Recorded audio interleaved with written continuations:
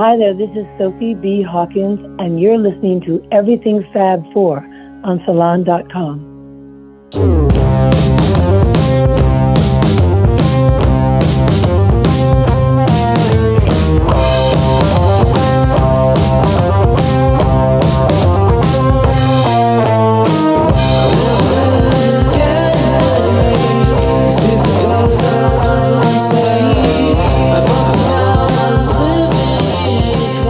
Welcome to Everything Fab Four, a podcast focused on fun and intelligent stories about the Beatles. I'm your host, Ken Womack, music culture columnist for Salon.com and a Beatles scholar and historian. No other band, or popular phenomenon for that matter, has enjoyed the global impact the Beatles have and continue to have more than 50 years later. They are part of our human fabric. They created music that continues to bring people together, and just about everyone has their own Beatles story to tell, some that are surprisingly deep and unexpected.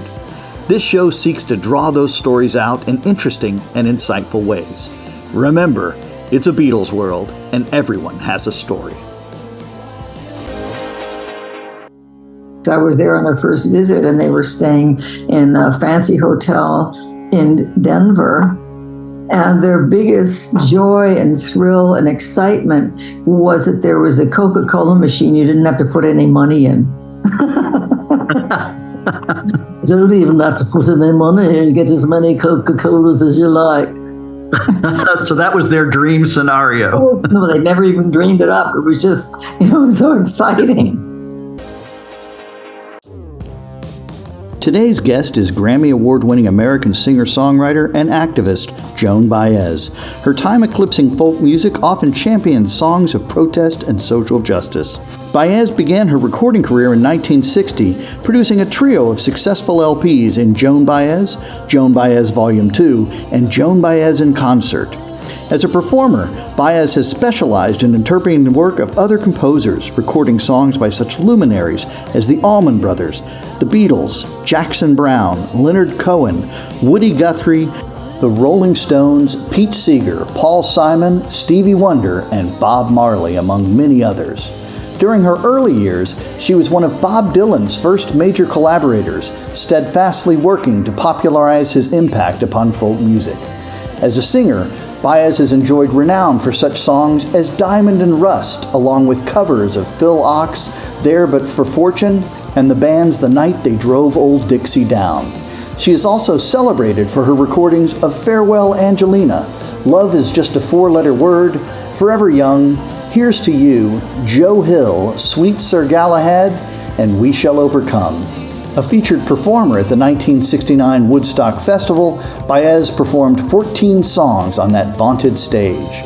In 2017, she was inducted into the Rock and Roll Hall of Fame, and in 2023 was the subject of the acclaimed documentary, I Am a Noise. Welcome, Joan Baez. I've just had such a delight watching the documentary. It's an unusual documentary in the sense that it speaks truth to power, right? It in so many ways, it's about empowerment. What led you to work with this team and produce this kind of story? Yeah, I've known Karen O'Connor for decades and known her work for decades. Know Miri as well. And I, over the years, have talked about doing a documentary because they're filmmakers, and got closer and closer to the end of my touring life and thought, okay, this is a good time. We'll film the last tour, see what that's like for a 79, 80-year-old woman. And I wanted to leave an honest legacy, which means you got to show the wrinkles and warts as well as, show face. And so we were well into it, and I just handed them the key to the storage unit. That storage unit, of course, becomes very, very important, right? It's kind of a device. Well, it's as Karen said, it's a director's dream or a nightmare. There was so much stuff. I had no idea. I'd never spent any time in there. I didn't know my mom had kept everything, and pictures. And then I knew that I remembered I'd made those tapes to them when I was 21 and 22. But I never heard them. and I forgot about their existence. So there are a lot of things in the film that just surprised me and were, built the film. The documentary really had me thinking about the idea of what legacy means too, right? I mean, it's not merely the musical legacy, which, is deservedly and well commented on when it comes to you, but also the legacy of being a human in the world, right? Yeah. I was really struck by your effort to make sure everybody had their truth and their space inside this story. Yeah, I mean, like my son and his really eloquent and forgiving answering of questions, and my parents get their say. And, I couldn't have made the film if my birth family were still alive. So, that was part of the timing of that. And then, there are people like my son who dealt with it, I just thought, so beautifully. And onward with family and all the stuff that comes up in the film. I love the way Mimi has her space in there too. I do too. So deftly done. No, really. I mean, she is a living character in this documentary. It's so powerful. Exactly. And from them, I mean, I'd never heard them talk that openly about their lives in relation to mine. So that was another learning experience. I mean, I knew to one degree or another how difficult our relationships had been, but I'd never heard so specifically. So talking to Karen directly somehow opened up a channel for them to say what they'd felt, and didn't worry about what my response would be, and that's one of the things that added to the sort of shocking reality. History is also woven so well into this story, the way you reflect on the March on DC with MLK. I mean, that got a lump in my throat, and it sounded like, listening to your narration, you did too. Oh my gosh, yes, yeah. I mean, of course, when King would speak, I would weep. He used to joke about it. He used to talk about he loved having Miss Joan Baez in the front row, because every time I say nonviolent, she burst into tears, which was true. He was so moving. Yeah, that very hot day was hugely emotional, I'm sure, for everybody who was there.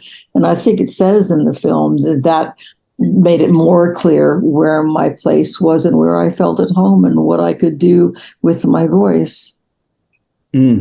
It's so moving. And of course, one can't help think about, your lifetime of activism on so many fronts, so many important fronts, and watching Martin Luther King and all the promise and, the fervor of reliving those moments makes me wonder where we are today, right? I remember in my own younger days watching video from that time and thinking, wow, we've almost licked these issues. and yet in 2023, I don't know. Reflecting on that. Yeah, people talk about the pendulum swinging, but nobody told us it was going to be a wrecking ball, which, seriously, nobody could have imagined it back then. And things were defined for us back then in a way that we could actually figure out what to do to right the wrongs. And now I think the wrongs are so massive that just, looking at them is confusing, or where do I start? And, it isn't what it was. It's very different. There are a million places to start. And I drew up a list of, a kid in the audience said, what can I do? Well, Jesus, what a question. I think a kid or anybody has to follow their instincts in their heart and find what it is they can do, what they can engage in, whether it's, working as a volunteer or eventually taking the serious risk that's involved in making social change. Even introducing them to the idea that at some point we have to take a risk or nothing will change. What those risks are right now are are big. And I think, just recognizing that fact and being willing to take some time to figure out what you want to do for the betterment of this planet and for the people upon it. That is really shrewd. I had not thought about it in terms of risk level and risk assessment, which must be, and we know that so much of this current new generation really does see things with a progressive light, but then that challenge of risk is something else indeed. I think especially with the internet, because there are a lot of things you can do on the internet, but that risk taking, I don't know, somehow, like the Justins in the Tennessee 3, that was a serious risk. And they go on taking it, but the first one was just not taking not shutting their mouths, just keep on attacking instead of being squashed. So, they continue. So their careers are in jeopardy, and their lives are in jeopardy, but they keep doing what they're doing in a steadfast and true way. Well, as you, just to switch gears for a moment, as you may know, I do a lot of work on the Beatles, and this part of this is our podcast for everything Fab Four. And of course, your career predates those four guys, but I know you've covered their work many times. Do you recall the Sullivan Show being on television and all of that business? I recall meeting those boys. Which was an experience in itself. And just one little, this can describe a lot of their first visit, because I was there on their first visit, and they were staying in a fancy hotel in Denver. And their biggest joy and thrill and excitement was that there was a Coca-Cola machine you didn't have to put any money in. Don't even have to put any money in, get as many Coca-Colas as you like. So that was their dream scenario. No, they never even dreamed it up. It was just, it was so exciting to have. How did they open up music? You did, certainly by providing voice and different ways of thinking about the folk movement. What did they do? Well, I think they, like Dylan, introduced another angle to it. I mean, Dylan's was writing songs that for us were, revolutionary and revelatory. And then the Beatles and the Stones were an entrance into the next phase, which was their rock, I think, anyway. And I will tell you, that night that we met and went and hung out in either their place or mine, and they were all about Bob. They wanted to make that connection with the writing and and the mystique and all of that. And they were very appreciative of me, but they were really a step beyond me and beyond the urban folk. They were heading in a broader direction. And luckily for us, they took on like wildfire, and they were all talented boys. One of the aspects I love so much about, studying you and certainly the documentary is the way in which you make it your business to be there. And I tell my students this all the time, that the most important thing you can do is show up, even when you don't want to, and to be present, even when you're having a bad day or, it's whatever the issue is. Being present is so powerful. And part of that allowed you to be at the cusp of so many important events, et cetera, that happened during our time. And to be invited, that got to be, for instance, when I went to Northern Ireland during the peace people, the peace women were trying to, join the two halves of that country. And I wanted to go, but I needed somebody to invite me. So I called and I said, will you invite me? and put it that way. But yeah, I was welcome with open arms when I did my work. Another aspect of the film that I think will have lots of meaning, particularly for younger viewers, and I think about that lens being a university professor, is the issue of your voice. It's your story at least through the lens of this documentary, begins almost immediately with you working with a vocal coach. Right? I mean, it's a powerful moment. You're not just resting on your laurels. You're working on that muscle, that skill set. I was working with that difficult muscle, and happily the dog stole the show. That dog can sing. That dog can sing. Doesn't it? It sounds like a Jackson Browne song. Yeah, but but that dog really stepped up. Yeah, she stepped up. Yeah. I mean, it tackles the hardest part of it right off the bat, which was, having to give up what I had hung on to in my voice, which begins deteriorating. And by the time we did the documentary, it was well into, a point where I didn't know whether I wanted to continue because it was too hard to keep up that work. Clearly you were fulfilled by that last tour, right? Yeah, but the last tour, it was as difficult as it could get, and I was happy with the tour. I mean, I was happy I had done what I did at that point and figured out which notes worked and which ones didn't, and knew what I wanted to say, and felt it's somewhat of the ease I'd had vocally from earlier years, but mostly I would say just the ease and pleasure of being on the stage. And it seems like that always is a salve for you, right? That kind of expression, to know that it's there for you, even during the darker times. Yeah, and that was beginning to fade because it was difficult to sing. But certainly for the first 30 years or 40 years, I knew I could bank on that. That voice was there to deliver. Maintenance and delivery is what I call it, because it was God-given. I didn't invent it. I just tried to use it well. Well, one thing you've used so well, and I hold it up as a light for our students, is, and this documentary really makes it indubitably clear, and that is being happy and being able to enjoy others, right? So often folks who achieve a certain kind of fame become about themselves. And I love the moments that the documentary shows in which you're dancing to someone else's music, or just looking on admiringly and very sincerely when someone else is singing. I mean, being happy for other people. Our world could be a lot better if folks would do that.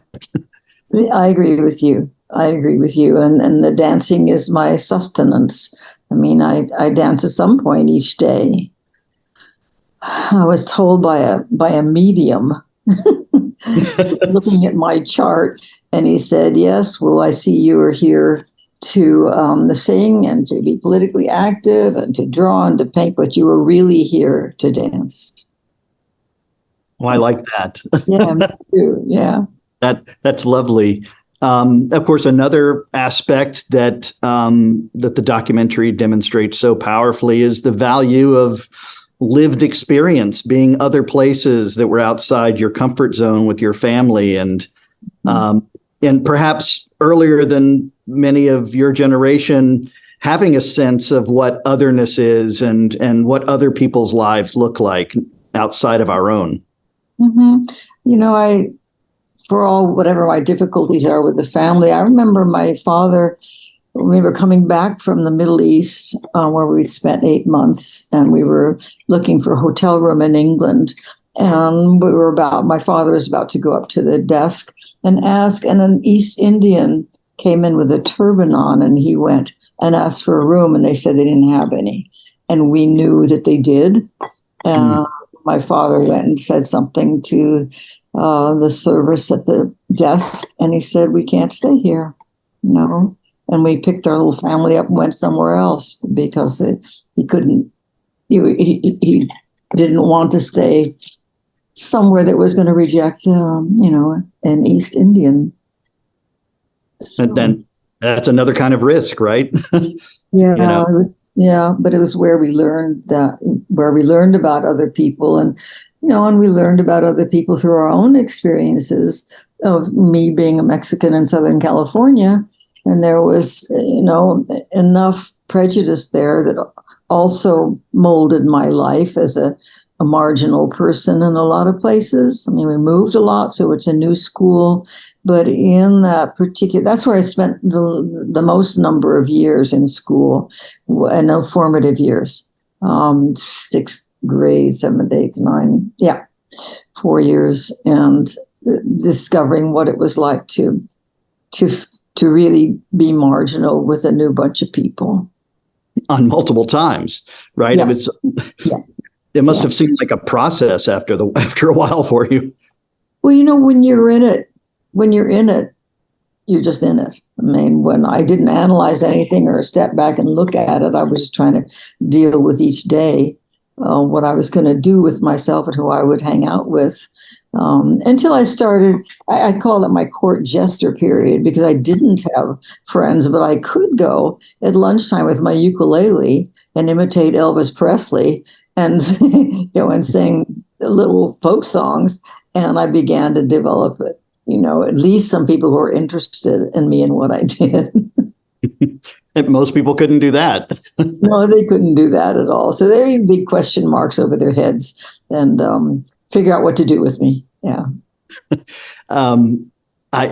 Speaking of going back to events that you were present at, there you are in so many pictures on the Beatles' last day as performing musicians in front of a paying audience at Candlestick Park. Do you remember that day? I was there, and I remember, was it Epstein still, their manager? Oh, yes. There was a brief moment after a song when people weren't screaming, and he said, "Oops, this is our last tour." Didn't want, that one moment was enough for him to know that that initial wild manic behavior might be dwindling, and you couldn't afford to have them touring with that. When the screaming stops, I guess. Exactly, when the screaming stops. In your fondest hopes, what do you long for people to take away from the documentary? Because of course, film is such a mediated kind of experience, and folks, we think about ourselves as we watch other people making observations and reflecting about themselves. Have you thought about what those takeaways might be? Well, we've already discovered some of them, which wasn't the point of the film, but that has emboldened some people to talk about their own issues, their own traumas, which they hadn't wanted to deal with for sometimes a lifetime. So that's been, aside from the fact that the film is really, really well received, and people get joy and pleasure and heartbreak and all that from it, that some people have approached me saying, I have been unable to talk about my own personal issues until now. So. Well, that level of empowerment must be gratifying. It's very gratifying. Everything Fab Four is presented by Salon.com, the premier news, politics, innovation, and arts website. For more information, visit everythingfab4.com, where you can learn more about our podcast and my latest Beatles-related book, Living the Beatles Legend, The Untold Story of Mal Evans. The Everything Fab Four theme song, Seize the Day, is provided courtesy of Black Rabbit, the high-octane Beatles cover band, an innovative psychedelic rock project from Rockaway Beach, Queens in New York City. Like what you heard today on Everything Fab Four? Be sure to subscribe, give us a rating, and recommend the show to your friends. Plus, you can follow us on Facebook and Twitter at EF4 Podcast. Distributed by Salon.com, Everything Fab Four is a Wonderwall production. Remember, it's a Beatles world, and everyone has a story.